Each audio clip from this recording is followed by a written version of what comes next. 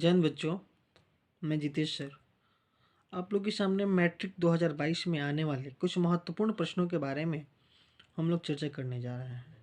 ये महत्वपूर्ण प्रश्न जो है कि सामाजिक विज्ञान से संबंधित है। सामाजिक विज्ञान के ये इतिहास से संबंधित है। जैसे पहला क्वेश्चन है, राष्ट्रवाद क्या है। ये बहुत इंपॉर्टेंट क्वेश्चन है और लगभग ये क्वेश्चन प्रत्येक 2-3 साल के अंतराल में ये पूछा जाता है।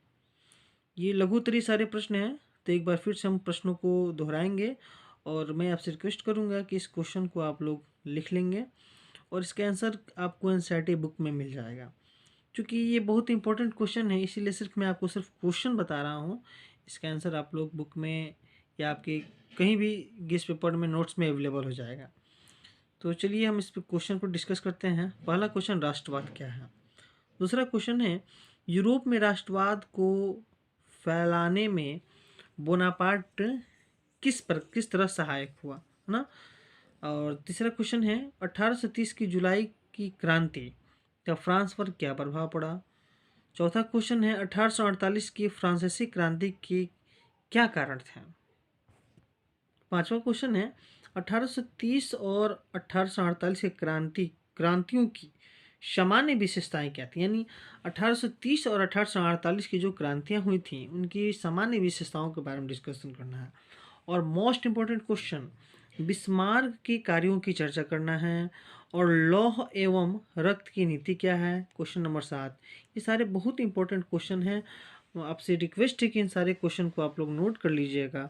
ये सारे क्वेश्चन महत्वपूर्ण हैं और परीक्षा में आने वाले हैं। जैसे कि क्वेश्चन नंबर 8 है, मेटरनिक कौन था, यूरोपीय इतिहास में वह क्यों विख्यात है। ये जो क्वेश्चन है ये कई बार पूछ चुका है। उसी के अनुसार दूसरा रिलेटेड क्वेश्चन, मेटरनिक युग क्या है। मेटरनिक मतलब युग का अर्थ ये हुआ कि उसकी मेटरनिक के समय कौन कौन सी घटनाएं घटी, मेटरनिक ने कौन कौन से कार्य किए, इनके बारे में। क्वेश्चन नंबर 10 है, जर्मन राइन महासंघ की स्थापना किसने की। क्वेश्चन नंबर 11 है कि जर्मनी का राजनीति एकीकरण के पहले आर्थिक एकीकरण कैसे हुआ। यानी सबसे पहले इंपॉर्टेंट है कि क्वेश्चन में लिखा है कि जर्मनी का राजनीति एकीकरण के पहले आर्थिक एकीकरण कैसे हुआ। यानी सबसे पहले हम इसको समझ लें कि जर्मनी का जो एकीकरण हुआ उस एकीकरण के पहले जरूरी था कि आर्थिक एकीकरण किया जाए, यानी अर्थव्यवस्था जो थे उनको सुदृढ़ किया जाए। तो अर्थव्यवस्था का सुदृढ़ीकरण कैसे किया गया, ये क्वेश्चन नंबर 11 है। क्वेश्चन नंबर 12 में हम लोग देख रहे हैं कि जर्मनी के एकीकरण की बाधाएं क्या थी। यानी जर्मनी के एकीकरण में कौन कौन सी समस्याएं थी, उन समस्याओं को डिस्कस करना है हमें। क्वेश्चन नंबर 13 है, इटली के एकीकरण में काबूर की भूमिका का उल्लेख करें तथा काबूर का संक्षिप्त परिचय है। यानी इटली के एकीकरण में काउंट काबूर, जिनका पूरा नाम था, उनकी क्या योगदान थे, उन योगदानों का चर्चा करना है। Question number 14 very very important question है ये, आप लोग इसे नोट कर लीजिएगा कि गैरीबाल्डी कौन था और इटली के एकीकरण में उसकी क्या भूमिका थी। क्वेश्चन को इस तरह ही पूछा सकता है कि गैरीबाल्डी के कार्यों की चर्चा करें। ये जो प्रश्न है ये बहुत इंपॉर्टेंट प्रश्न है। ये प्रश्न हमेशा जो होते हैं कि एग्जाम में आते हैं, हर साल एग्जाम में आता है लगभग। क्वेश्चन नंबर 15 है, चार्टिस्ट आंदोलन किस देश में हुआ था। क्वेश्चन नंबर 16 है, अर्नस्ट रेनन ने राष्ट्रवाद को किस रूप में परिभाषित किया था। क्वेश्चन नंबर 17 है, वियना कांग्रेस में फ्रांस में किस राजवंश की पुनर्स्थापना हुई। अर्थात जो वियना कांग्रेस सम्मेलन हुआ था ये फ्रांस में हुआ था, तो इस सम्मेलन में किस राजवंश की पुनः स्थापना की गई थी। क्वेश्चन नंबर 18 है कि हंगरी के राष्ट्रीय आंदोलन में क्यूशो के योगदान का वर्णन करना है। क्वेश्चन नंबर 19 है, फ्रांसीसी क्रांतिकारियों ने सामूहिक पहचान का भाव बढ़ाने के लिए क्या किया। क्वेश्चन नंबर 20 है, वियना कांग्रेस की क्या उपलब्धियां थीं। यानी ये जो था कि वियना कांग्रेस की कौन कौन सी उपलब्धियां थीं उनके बारे में। क्वेश्चन नंबर 21 है कि इटली जर्मनी के एकीकरण में ऑस्ट्रिया की क्या भूमिका थी। ये क्वेश्चन जो है कि कई बार पूछ चुका है, ये बहुत बहुत इंपॉर्टेंट क्वेश्चन है। और क्वेश्चन नंबर 22 क्या कह रहा है कि जर्मनी के एकीकरण के लिए बिस्मार्क ने कौन सी नीति अपनाई थी। यानी जर्मनी के जो एकीकरण के लिए बिस्मार्क की कौन सी नीति थी उसका उल्लेख करना है। क्वेश्चन नंबर 23 में विलियम फर्स्ट के बगैर जर्मनी का एकीकरण बिस्मार्क के लिए असंभव था कैसे? यानी बिस्मार्क जो था जर्मनी के एकीकरण में विलियम फर्स्ट का सहायता किस प्रकार लिया था, इसके बारे में आपको बताना है। उसके बाद क्वेश्चन नंबर 24 है यूनानी स्वतंत्रता संग्राम के परिणामों का उल्लेख करें। और क्वेश्चन नंबर 25 है कि फ्रैंकफर्ट संसद की बैठक क्यों बुलाई गई और इसका क्या परिणाम हुआ, इसके बारे में आपको बता। तो बच्चों अभी तक जो हमने क्वेश्चन आपको बताए वो सारे लघु उत्तरीय प्रश्न थे। अब बहुत इंपॉर्टेंट है दीर्घ उत्तरीय प्रश्न, चूंकि दीर्घ उत्तरीय प्रश्नों का अंक ज़्यादा होता है इसलिए इसको समझना बहुत इंपॉर्टेंट है। इसमें पहला है कि इटली के एकीकरण में मेज़ीनी के योगदान बताएं। यानी सबसे पहले आपको ये बताना है कि इटली का एकीकरण जो हुआ उनमें मेज़ीनी का क्या योगदान था। हेडिंग आप लोग डाल लीजिएगा, इटली के एकीकरण में मेज़ीनी के योगदान, या फिर इटली के एकीकरण में मेज़ीनी के योगदान लिख करके तब मेज़ीनी के जो जो योगदान थे उन योगदानों को आपको लिखना है। उसके बाद अगला क्वेश्चन है कि इटली के एकीकरण में काबूर गैरिबाल्डी के योगदानों का उल्लेख करें। अर्थात हम आपको बता रहे हैं कि इटली के एकीकरण में मेज़ीनी, काउंट काबूर और गैरिबाल्डी ये तीन नेताओं की अहम भूमिका थी। तो इन तीन नेताओं की अहम भूमिका थी और हर बार परीक्षा में इन तीनों में से किसी एक के बारे में अवश्य आता है। क्वेश्चन नंबर 3 है कि जर्मनी के एकीकरण की प्रक्रिया का संक्षिप्त विवरण देना है आपको। जर्मनी में बिस्मार्क की भूमिका का वर्णन करना है। वहीं जहाँ पे इटली में काउंट काबूर, गैरिबाल्डी और मेज़ीनी का योगदान था, ठीक उसी तरह जर्मनी में के एकीकरण में बिस्मार्क की भूमिका जो थी वो उल्लेखनीय रही थी।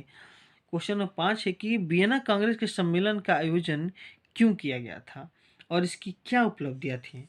देखिए सबसे पहले ये समझना है कि वियना कांग्रेस के सम्मेलन का आयोजन किया गया था, क्यों किया गया था।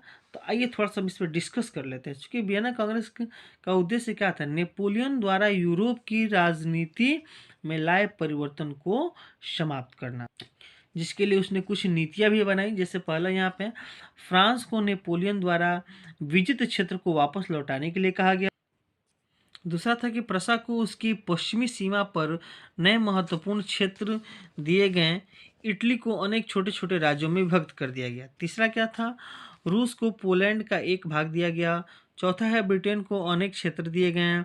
पांचवा है कि जर्मनी महासंघ पर ऑस्ट्रिया का प्रभाव स्थापित किया गया।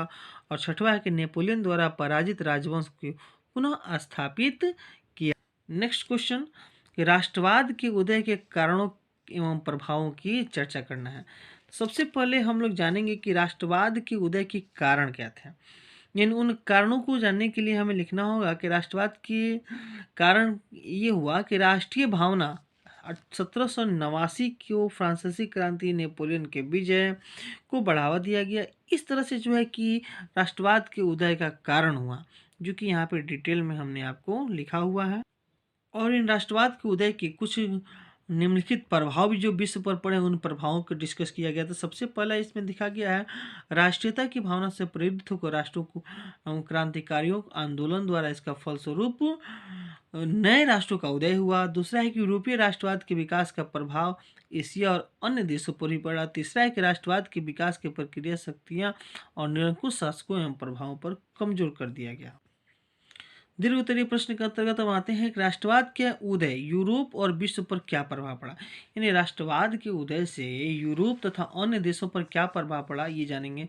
तो पहला इसमें दिखा रहा है कि राष्ट्रीयता भावना ही से प्रेरित होकर अन्य राष्ट्रों ने भी क्रांतिकारी आंदोलन शुरू किए। क्योंकि राष्ट्रवाद की जब भावना का विकास हुआ तो सिर्फ एक देश में नहीं बल्कि दुनिया के अन्य देशों पर भी इसका प्रभाव पड़ा।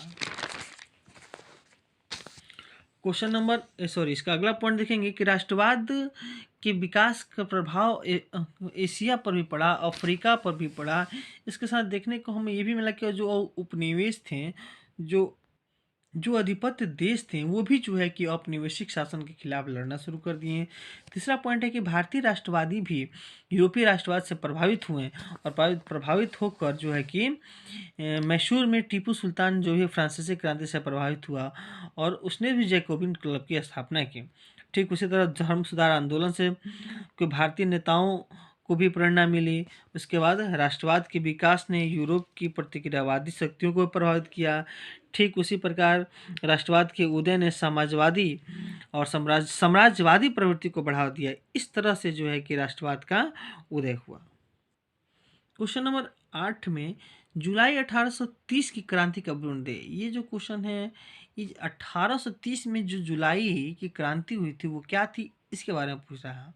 और क्वेश्चन नंबर 9 है 1848 की क्रांति थी के प्रभावों की समीक्षा करें। क्वेश्चन नंबर 10 है यूनानी स्वतंत्रता आंदोलन का संक्षिप्त परिचय दें। और क्वेश्चन नंबर 11 राष्ट्रपति निक्सन ने हिंद चीन में शांति के संबंध में 5 सुप्रसिद्ध योजनाएं बनाई और उन योजनाओं का क्या प्रभाव पड़ा, इसके बारे में। तो इसमें यही बताया गया था कि इन जो 5 योजनाएं थीं उसमें सबसे पहला ये था कि हिंद चीन की सभी सेनाएं युद्ध बंद करें और युद्ध बंद करके यथासंभव युद्ध विराम पर जो है कि हस्ताक्षर करें। उसके बाद इस दौरान ही देश अपनी शक्ति को बढ़ाने का प्रयत्न नहीं करेगा। युद्ध विराम के दौरान सभी तरह की लड़ाइयाँ बंद रहेंगी। युद्ध का अंतिम लक्ष्य समूचे हिंद चीन में संघर्ष का। और इसका क्या प्रभाव पड़ा, तो राष्ट्रपति निक्सन के द्वारा इस शांति प्रस्ताव को स्वीकार भी किया गया और निक्सन ने पुनः 8 सूत्रीय योजना रखी जिसमें सोवियत संघ ने भी अपना प्रभाव बढ़ाना आरंभ कर दिया था और इस पर 27 फरवरी को भी हस्ताक्षर भी किया गया। इस तरह से अमेरिका के साथ चला आ रहा युद्ध अब समाप्त हो गया था और अप्रैल 1975 में उत्तरी एवं दक्षिणी वियतनाम का एकीकरण हो गया। तो बच्चों ये जो सारे प्रश्न थे लघु उत्तरीय और दीर्घ उत्तरीय, ये यूरोप में राष्ट्रवाद से संबंधित प्रश्न थे। मैं चाहूँगा इन सभी प्रश्न और मैंने जो इसमें उत्तर दिया उन उत्तरों को आप कंटेस्ट करें ताकि आने वाले परीक्षा में आप सफल हो सकें। इसी तरह प्रत्येक दिन आपको प्रत्येक अध्याय के अनुसार लघु उत्तरीय और दीर्घ उत्तरीय और वस्तुनिष्ठ प्रश्न मिलेंगे। इस तरह के प्रश्नों को जानने के लिए, समझने के लिए आप हमारे चैनल को सब्सक्राइब करना ना भूलें। चैनल को सब्सक्राइब करें और वीडियो को लाइक करें और कमेंट करें। आपके जो प्रश्न होंगे उन प्रश्नों को आप कमेंट के माध्यम से हमें पूछ सकते हैं, ये आपके लिए ठीक है। इस तरह से इन सभी प्रश्नों को आप नोट करें। ठीक है। जय हिंद बच्चों।